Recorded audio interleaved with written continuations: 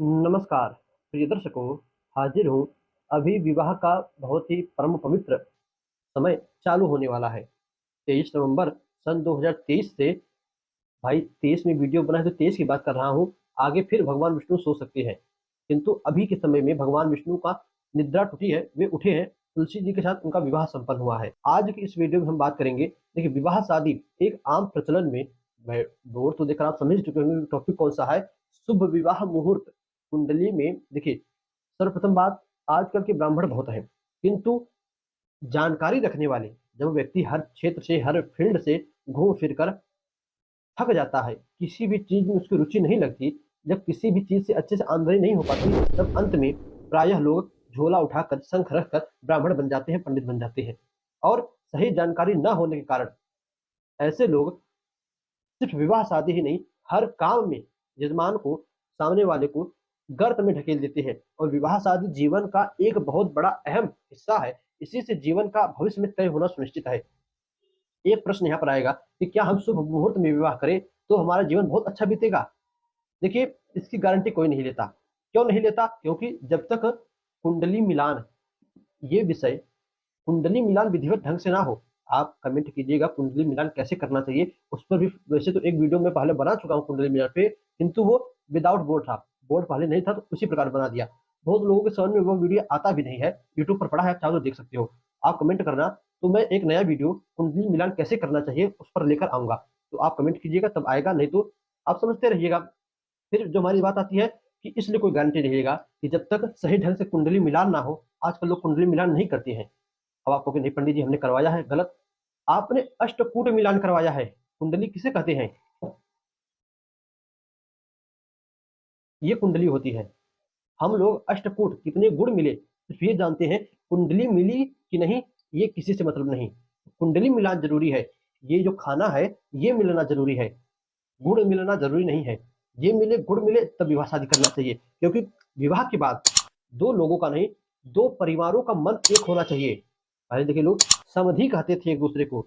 समधि यानी सम बराबर धी बुद्धि, जिसकी बुद्धि एक बराबर हो, जो एक दूसरे की बात का मान रखे। नहीं, इन्होंने ये कहा तो ये करना चाहिए, उसे समधि कहते थे।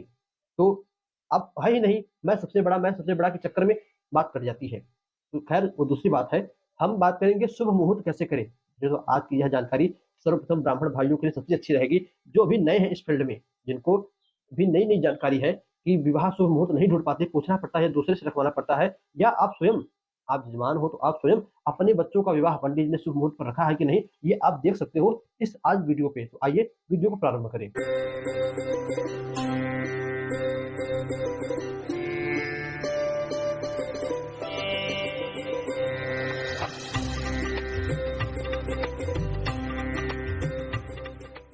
सर्वप्रथम देखिए, यहाँ हमने कुछ नाम लिखे हैं। कुछ लोग समझ भी रहे होंगे क्या लिखा है क्या नहीं लिखा, कुछ लोग नहीं भी समझ रहे होंगे। आपको बताते चले बच्चों का विवाह कब करना चाहिए। उसके देखिए, हमने यहाँ पर कुछ महीना लिखा है। जैसे माघ महीने में कर सकते हैं, फाल्गुन महीने में कर सकते हैं, वैशाख जेठ आषाढ़ में भी कर सकते हैं। इससे क्या होगा? सूत्र कहता है माघे धनवती कन्या, यानी जिस कन्या का विवाह माघ महीने में हो, ऐसी कन्या धनवान होती है, अपने पति को धनवान बनाने वाली होती है। दूसरी, फाल्गुने सुभगे प्रदा, फाल्गुन महीने में जिसका हो उसका, ऐसी कन्या अपने पति को सौभाग्यवती, आयु बढ़ाने वाली होती है, ऐसी कन्या सौभाग्यवती रहती है। दूसरा, वैशाखे ज्येष्ठे पति प्रिया, जिस कन्या का विवाह वैशाख के महीने में अथवा ज्येष्ठ के महीने में हो, वह कन्या अपने पति को अत्यधिक प्रिय होती है, पति का प्रेम पाने वाली होती है। दूसरा आता है अगला, आषाढ़े, आषाढ़ महीने में जिस कन्या का विवाह होता है, ऐसी कन्या वंश वृद्धि करने वाली होती है। दर्शकों, फिर एक नाम बचता है मार्गशीर्ष। ये हमने अलग क्यों लिखा? देखिए, मार्गशीर्ष महीने के लिए कहा गया है कि मार्गशीर्ष महीने में कुछ विद्वानों का कथन है विवाह करना चाहिए, और कुछ लोग कहते हैं नहीं करना चाहिए। यानी मार्गशीर्ष में 50-50, 50-50 की बात है, करो भी ना भी करो। फिर इसका मतलब अब इसके अतिरिक्त और किसी महीने में विवाह करें तो क्या बेकार होगा? अब देखिए, सूत्र तो यही है, कहता है कि सिर्फ 1 2 3 4 5 6 महीना, 6 महीना हमें दिया है विवाह करने के लिए। तो 6 महीना है, तो इस अनुसार 6 महीने भी बहुत है। संसार में 6 महीने भी शादियां की जाए बहुत हो जाता है। और इन्हीं महीनों में एक बार अधिक मास, जैसे मलमास कहते हैं, वो भी पड़ता है, फिर 1 महीना बढ़ जाता है। फिर दर्शकों, इसके बाद नंबर आता है नक्षत्रों का। लोग कहते हैं ना पंडित जी शुभ मुहूर्त मिला था कि ना, तो पंडित जी वही देखते कि ये नक्षत्र मिल रहे हैं कि नहीं। देखिए विवाह वैसे तो मिला जुला कर 27 नक्षत्र होते हैं, 28 नक्षत्र होते हैं, किंतु विवाह के लिए इन 11 नक्षत्र मेन है, ये 11 नक्षत्र मेन है। कौन कौन से ये नक्षत्र है? पहला देखिए रोहिणी, श्लोक है रोहिणी उत्तर रेवत्यो मूलम स्वाति मृगो मघा अनुराधा च हस्तश्च विवाहे मंगल प्रदा। 11 नक्षत्र रोहिणी से हस्त तक विवाह के लिए मंगलप्रद है। इसमें से कौन कौन है? तो देखिए पहला हमने लिया है रोहिणी, रोहिणी नक्षत्र आप ब्राह्मण हो तो समझते होंगे रोहिणी नक्षत्र होती है। फिर दूसरा उत्तर हमने यहाँ पर लिखा है, उत्तर यानी उत्तरा। आप पंचांग देखो 3 उत्तरा नक्षत्र और 3 पूर्वा नक्षत्र आती है। उत्तरा में उत्तरा फाल्गुनी, उत्तरा भाद्रपद, उत्तरा साढ़ा। पूर्वा में पूर्वा भाद्रपद, पूर्वा फाल्गुनी, पूर्वा साढ़ा। ठीक, किंतु यहाँ पर पूर्वा नहीं, उत्तरा सिर्फ। पहली रोहिणी, फिर 3 नक्षत्र उत्तर की, उत्तरा फाल्गुनी, उत्तरा साढ़ा, उत्तरा भाद्रपद, 3 1 4। पांचवी रेवती, छठवीं मूल, सातवीं स्वाति, आठवीं मृग यानी मृग लिखा है तो मृग यानी मृगशिरा। 1 3 1 4 5 6 7, आठवीं मृगशिरा, नौवीं मघा, 10वीं अनुराधा और 11वीं हस्त नक्षत्र। ये 11 नक्षत्र विवाह के लिए मेन होते हैं। इन 11 नक्षत्रों में विवाह किया जाता है। प्रिय दर्शकों, अब देखिए आज के समय में अत्यधिक विवाह रात के समय होता है, तो रात के समय में ये नक्षत्र मिलने चाहिए। कौन कौन से? यही जो 11 नक्षत्र हैं।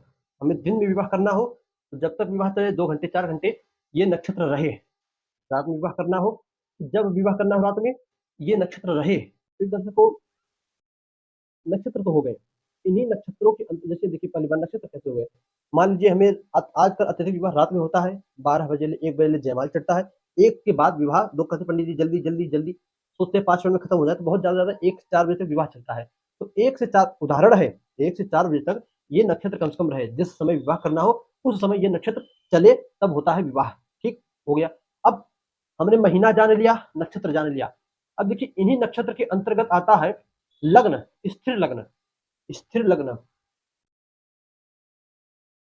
लग्न 3 प्रकार का, चर, स्थिर, दुष्भाव।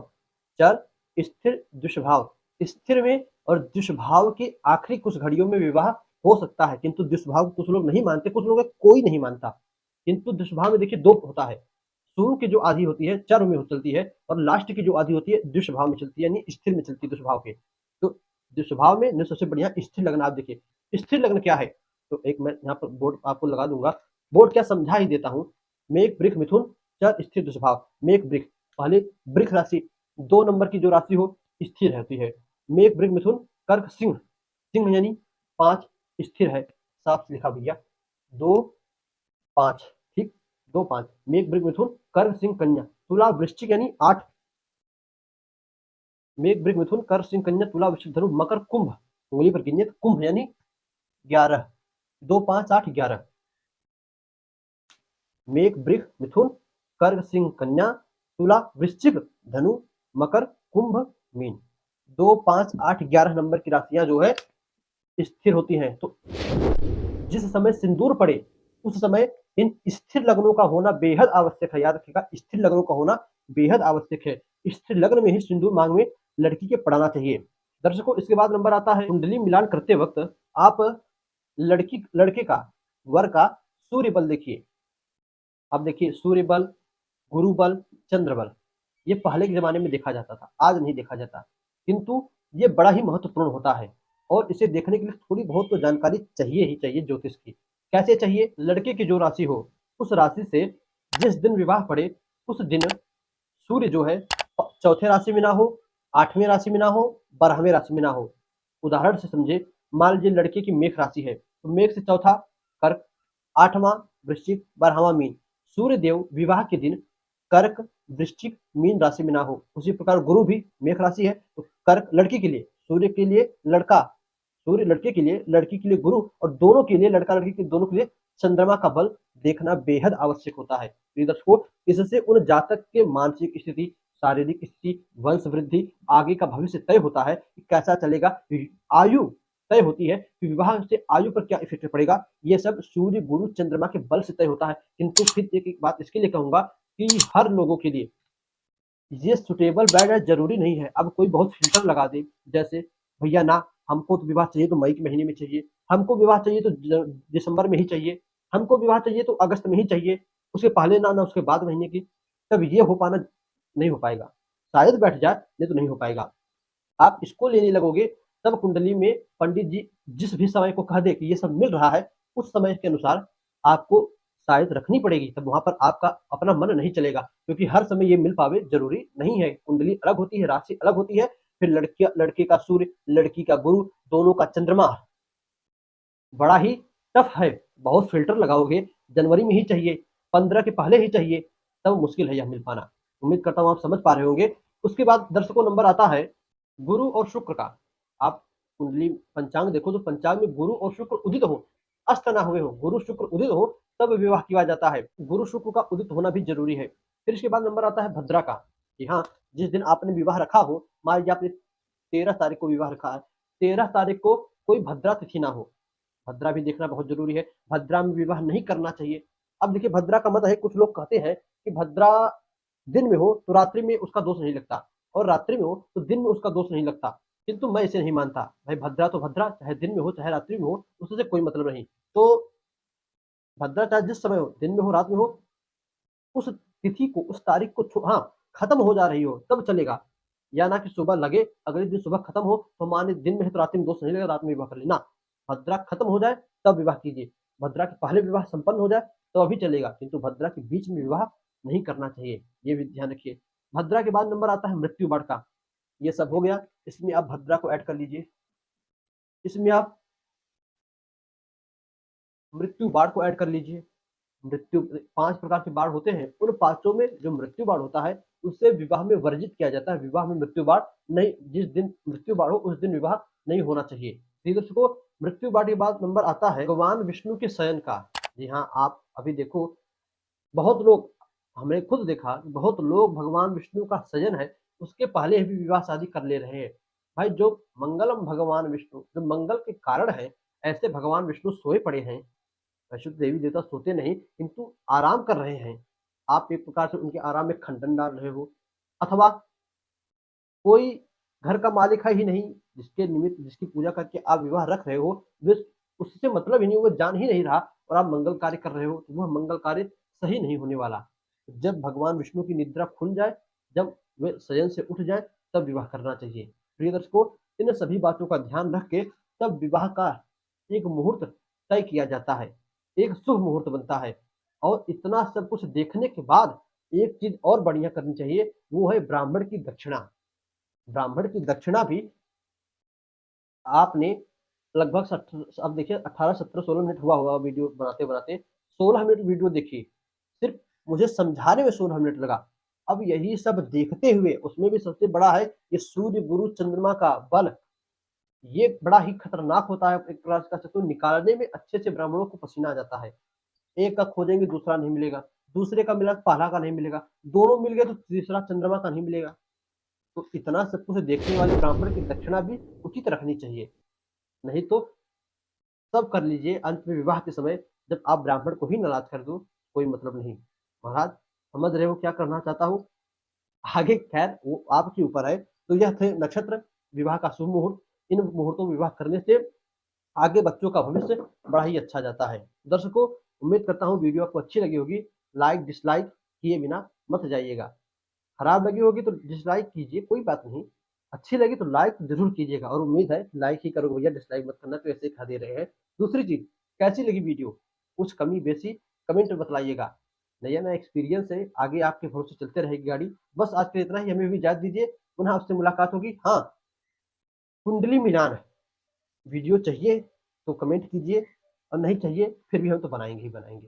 भाई हमारा काम है आपको विधिवत धर्म के विषय में, सनातन धर्म के विषय में, उसके रीतियों के विषय में, परंपराओं के विषय में, त्योहारों के विषय में समझाना। तो आप करो, चाहे दिन करो, करोगे तो अच्छी बात है भाई, हमें थोड़ा उत्साह मिलेगा तो वीडियो जल्दी आ जाएगी, नहीं तो फिर जब हमारा मन करेगा तब आएगी। तो बस आज के लिए इतना ही, इजाजत दीजिए, मैं पुनः आपसे मुलाकात होगी इस नए वीडियो में, नए टॉपिक के साथ।